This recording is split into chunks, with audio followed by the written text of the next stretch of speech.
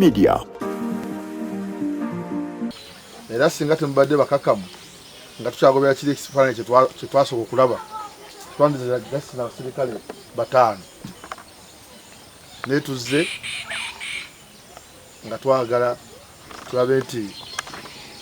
muyambiddwa mutya ate naffe tuyambiddwa tutya olw'ensonga tulina ebyokukola bingi eyo naye tugambe olunaku lwaka tulumalewa Kayunga bwemulaba RPC ekitegeeza Inspector General Poliisi aba akoze eki bwemulaba Riso ekitegeeza Director Isa Rudawa Director Chief Director General Iso bwemulaba CMI ekitegeeza buli omu aba akoze eki RDC President aba akoze eki aba akiikiridwa ekitegeeza nti fena tuvuddeyo tubawulirize bwe tumala okubawuliriza tusengejje era kyemmanyi bwe tunaabagenda okutuukira ekyo gye tulaga nga mukama wange amanyi kigenda mu maaso mu nsonga eno omuntu wabeere bweru eyo n'alaba ku TV through different communication systems asuubira kintu kirala nnyo naye nga kiba kintu kikulu nnyo okufuna the genesis of the problem. Mufuna the genesis of the problem kiba kitegeeza nti mugenda kuwa brief entuufu zennyini n'abakulu bategeere ekituufu kyennyini tesonja kukola ki bainvesita baagula wano tebaali bagula ffe tetwaliwo omukulu gwe boogera yenokotse yaguza tetwaliwo abamu bwe tuba twakamusinkana ndooza twakamusinkana ku mulundi gagumu twambugwako bugwi so nekitegeeza nti ffe tujjanga representative of the government ng'ensonga koze eki ekizibu kikoze eki kimaze kubeerawo otherwise omukulu kyagambye nti bagenda okuguza lino ettaka naffe tuli bakuvunaanibwa olw'ensonga the LC system yaffe eya president gyeyateeka gye yakyusa toyinza nga nti ogenda kutunda ttaka nga LC system tekoze eki land committee era kyoba nti kati mukama wange mukulu RDC ne tiimu ya district y'e Kayunga tulina okubayitamu okusomesa abantu kubiriza abantu ku radio buli platform yonna bano abantu abajja ne bagula amataka bagagulira Kampala nga system ya LC is not brought on board. This must stop. Singa LC system ate oludolala si LC yokka ba elders mulimba elders abamanyi the history of the place kati bano bo abazungu manyani balonyayo omuntu omuni baganta oli asinga amanya kutukoze eki so anyway that one goes back to us as government nti eyo ekyo kireetedde obuzibu bagambye nti wali government etandise okukirira wansi mu kalulu olw'ensonga nti tetuvuddeyoko solvinga problem so njala kubategeeza nti tuli okuwabula the district authorities ffe nga abali ku region tugenda kubenga ejinga bakama baffe bano tubalage nti munaye this is how we are supposed to proceed. So omukulu kyayogeddeko kiri nti prime minister already katuli kuwe forward what do we do tuze wano tuvuddeyo tusazeewo ki so prime minister bwabanga yabayita mukama wange sebo mbadde nkusaba nti abantu bano ensonga yabwe ogitambuze mu bwangu it's a matter of urgency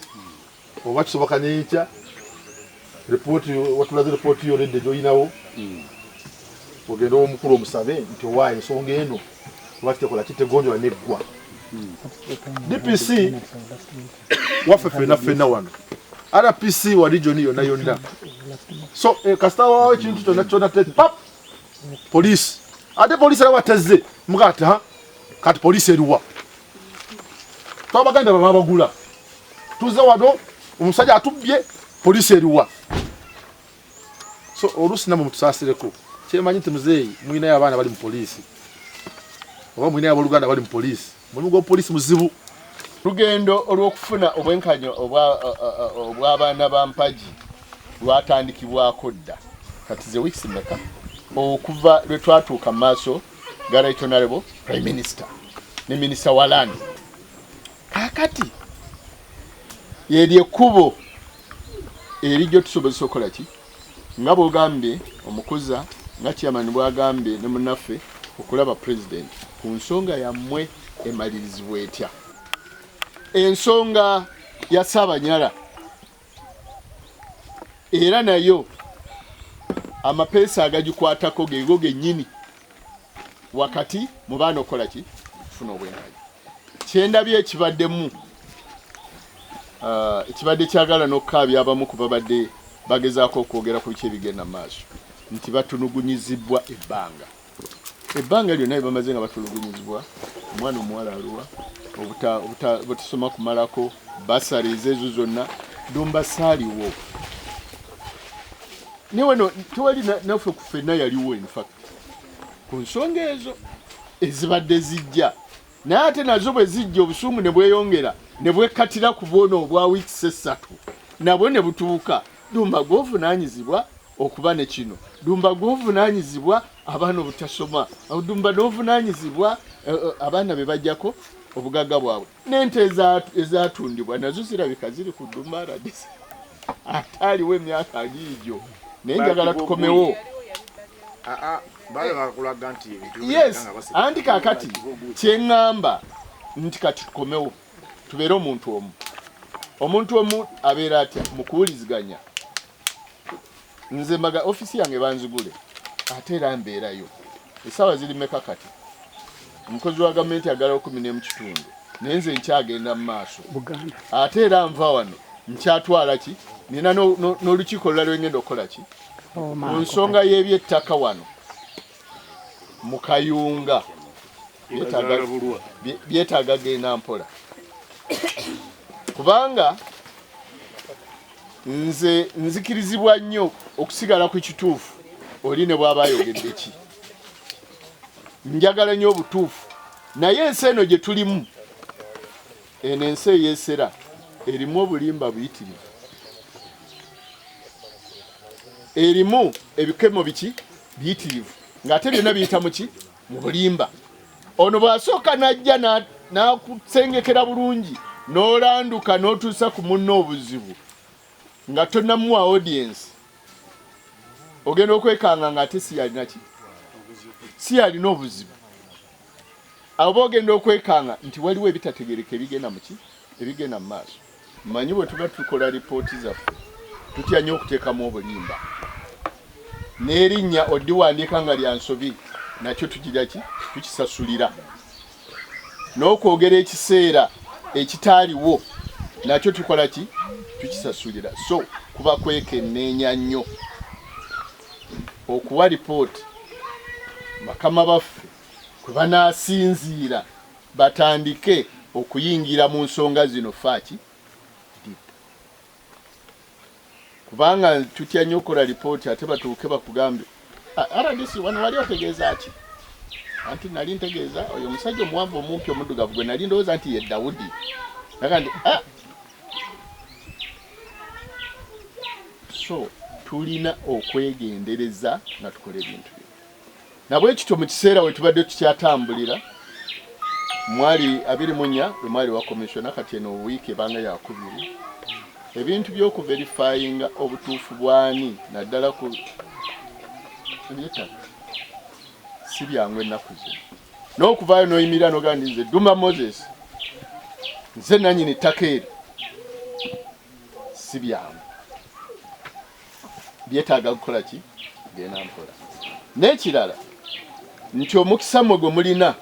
ffe abali wano gwe tutalina waliwo entegeeragana eyatuukibwako with his excellence mu kunoonyereza kwaffe wakati muzeeyi Mpagi nga Katonda amaze omujja mu bulamu bw'ensi eyagamba nti abaana